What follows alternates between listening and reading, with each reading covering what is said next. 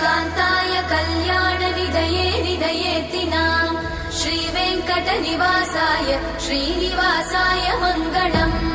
लक्ष्मी सविभ्रमालोकसुभ्रूविभ्रमचक्षुषे चक्षुषे सर्वलोकानां वेङ्कटेशाय मङ्गलम् श्रीवेङ्कटाद्रिशृङ्गाग्रमङ्गलाभरणाङ्ग्रये मङ्गलानां निवासाय श्रीनिवासाय मङ्गलम् सर्वावयव सौन्दर्य सम्पदा सर्वचेतसां सदा सम्मोहनायास्तु वेङ्कटेशाय मङ्गलम् नित्याय निरवध्याय सत्यानन्दचिदात्मने सर्वान्तरात्मने श्रीमद् वेङ्कटेशाय मङ्गलम् स्वतः सर्वविदे सर्वशक्तये सर्वशेषिने सुलभाय सुशीलाय वेङ्कटेशाय मङ्गलम्।